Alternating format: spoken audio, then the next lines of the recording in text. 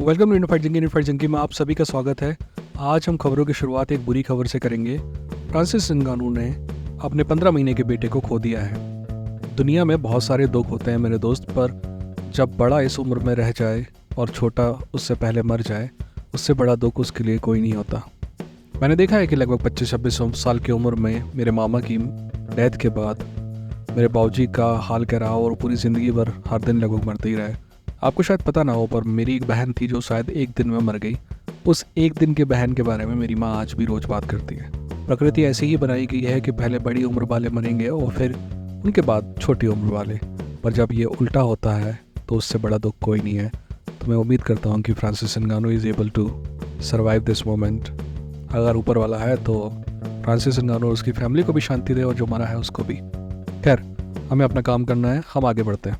Tatiana Suarez का कहना है कि जेंग वेली को वो आसानी से ग्रैपलिंग में हरा सकती है। टू बी ऑनेस्ट, मैं इस बात पर विश्वास करता हूँ। टू बी ऑनेस्ट, मुझे लगता है कि तातियाना सोरेस में दम है कि वो हरा सकती है वेली को, और वेली की जो उम्र धीरे से बढ़ रही है वो उसके लिए धीरे धीरे खतरा पैदा करने लगेगी।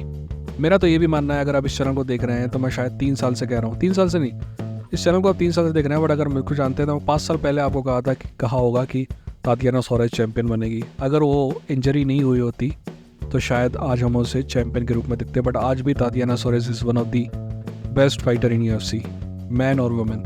Bye the way, Tatiana Suarez का हस्बैंड पैचे मिक्स फाइट करने जा रहा है और वो भी बहुत शानदार फाइटर है। मेरा तो मानना है कि वह बेस्ट 135 फाइटर है। अगली खबर होर्हे मासविदाल से लेकर है।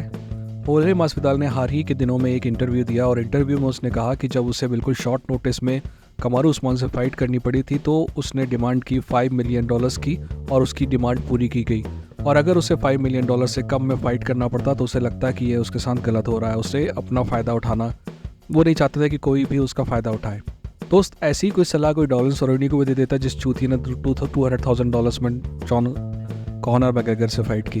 खैर, इसी बात पे रखते हैं। इसकी एक अच्छी बात है, एक बुरी बात है। पहली बात तो होर्हे मासविदाल को पता था कि उसकी कीमत क्या है और उसने निगोशिएट किया। पर दूसरी तरफ आप देखिए, अभी अभी आपने देखा कि बॉक्सिंग में एक बड़ी फाइट हुई जिसमें डेविन हेनी को हराया रायन गार्सिया ने, और दोनों को लगभग $25 मिलियन के आसपास मिले।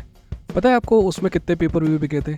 उसमें 1.3 मिलियन पेपर व्यू से कम पेपर व्यू बिके थे। और कमारू उस्मान वर्सेस होर्हे मासविदाल वाली फाइट में 1.3 मिलियन पेपर व्यू बिके थे। यानी कि इतने ही पेपर व्यू में बॉक्सर्स को $25 मिलियन मिलता है और इतने ही पेपर व्यू में UFC के फाइटर्स को नेगोशिएट करना पड़ता है। और मैं बता दूं कि UFC के पेपर व्यू एक्चुअली ज़्यादा महंगे होते हैं, यानी कि कमाई UFC के पेपर व्यू में same number of pay per view में ज़्यादा होती है। तो ये बुरी बात हो गई, और अच्छी बात तो मैंने आपको बताई दी। और इंटरेस्टिंग बात यह है कि इन फाइटर्स के लिए आप जितना भी फाइटर पे की बात करते रहे मेरे जैसे लोग, पर ये फाइटर के सबसे बड़े दुश्मन है। क्योंकि चाहिए इन लोग को फाइटर पे का सब ध्यान रहता है जब तक कि इनकी बारी रहती है। जब इनको पैसा मिलने लगता है ना तो इनको लगता है कि सारी दुनिया बिल्कुल चंगी सी। अगली खबर डोमिनिक क्रूज को लेकर है। डोमिनिक क्रूज ने हाल ही दिए एक बयान में कहा कि वो अपनी कमबैक फाइट के लिए 2 फाइटर्स को देख रहा है, हेनरी सेहूटो और मार्लिन वेरा। इन दोनों से वो हार चुका है और इन दोनों से वो बदला लेना चाहता है और वो फाइट करना चाहता है। टू बी ऑनेस्ट, मैं ये दोनों फाइट अगर दोबारा देखनी पड़े तो मुझे उससे कोई प्रॉब्लम नहीं होगी। I really like all these 3 fighters. और अगर इन तीनों की फिर से फाइट होती है आपस में तो मेरे को कोई प्रॉब्लम नहीं है। बट आपको पता है प्रॉब्लम किसको होगी? प्रॉब्लम UFC को होगी। UFC नहीं देना चाहता है ज़्यादा चांसेस हेनरी सेहूटो को और डोमिनिक क्रूज को। कारण यह है कि उनकी उम्र, वो अपनी उम्र के उस पड़ाव में है कि जहाँ पे अगर वो चैंपियन बन जाते हैं गलती से तो वो उस डिवीज़न को रोक देंगे। ठीक वैसे ही डोमिनिक क्रूज से नए फाइटर्स की फाइट नहीं, नए उभरते हुए सितारों की फाइट नहीं करा जा सकती, क्योंकि वो उन्हें हरा सकता है और वो उनका रास्ता रोक देगा। ठीक है ना दोस्त, गंदा है पर धंधा है ये। अगली खबर माइक टाइसन और जैक पॉल की फाइट से लेकर। आपको पता है कि ये फाइट जो टेक्सास में होने वाली थी और उस टेक्सास कमीशन के लिए जो अप्लाई किया था इन्होंने, तो टेक्सास कमीशन ने साफ मना कर दिया कि ये एग्जीबिशन फाइट होगी। उन्होंने कहा कि अगर फाइट होगी तो प्रो फाइट होगी। तो आप ये मान के चलिए कि ये फाइट प्रो फाइट होने वाली है और दोनों के रिकॉर्ड में जाएगी। ये फाइट इंपॉर्टेंट है दोस्त। माइक टाइसन को पैसा मिल रहा है, मैं बहुत खुश हूँ। पर जैक पॉल और उसके चाहने वालों को अगर लगता है कि is going to be a piece of cake, then they are wrong.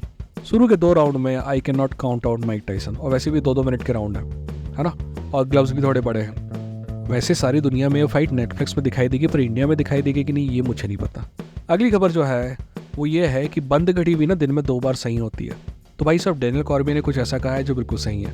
Daniel Cormier ने कहा है कि 305 में जो वोल्कानस्की की फाइट ऑफर हुई थी टुपुरिया को, टुपुरिया ने उसे मना करके और भी जो कंटेंडर हैं उनसे फाइट से मना करके गलत किया है और ये चैंपियनशिप एटीट्यूड नहीं है। टू बी ऑनेस्ट बिल्कुल सही बात है।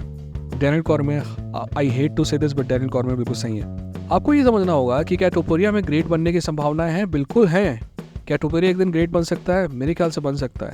पर क्या टुपुरिया अभी ग्रेट है? नहीं है, पोटेंशियली ग्रेट है। पर जब आप ऐसी अपॉर्चुनिटी उठाते हो ना, तब आप ग्रेट बनते हो। वो जो माखाचेव के खिलाफ फाइट ली थी ना वोल्कानस्की ने, पहली और दूसरी, वो किसी भी इंसान को ग्रेट बनाती है, right? Great is ready to perform at any time anywhere, that's why they are great. But as a fighter मैंने देखा है कि टुपुरिया जो है जितना दिखाता है गुस्सा, उससे कहीं ज़्यादा इंटेलिजेंट आदमी है, तो उसके हर मूव जो है बहुत कैलकुलेटेड होगा। आखिरी खबर इस्लाम माखाचेव और डस्टिन पोरिये की फाइट को लेकर है। आप सभी को पता है कि फाइट तय हो गई है और इस्लाम माखाचेव ने कहा कि Dustin Poirier one of the best striker है उसके डिवीज़न में। पर जहाँ तक रेसलिंग की बात है वो उससे मीलों आगे है और इस बात से मैं डिसएग्री नहीं कर सकता।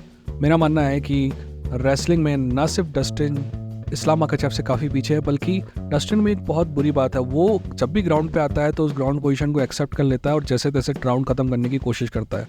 मैं आपको कैसे समझाऊं ये? मान लीजिए कि इस्लाम माखाचेव टेक डाउन करता है डस्टिन पोरिये का और उसके टॉप पे अपने को स्टैब्लिश करता है। उसके बाद जो है डस्टिन जो होगा वो अपना गार्ड पुल कर लेगा और उसको अपने दोनों के बीच में डिस्टेंस कम करने की कोशिश करेगा ताकि स्ट्राइक करने का मौका ना, ग्राउंड एंड पाउंड करने का मौका ना मिले इस्लाम माखाचेव को।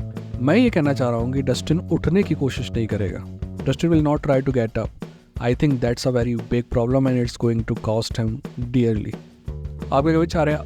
आप नीचे लिख के बताइएगा। मैं कुछ दिनों से गया था क्योंकि मेरी तबीयत खराब थी, आवाज़ से आपको समझ में आ रहा होगा। ठीक है, अपना ख्याल रखिए, अपना को ख्याल रखिए। ये था इंडियन फाइट जंकी, लड़ेंगे जीतेंगे।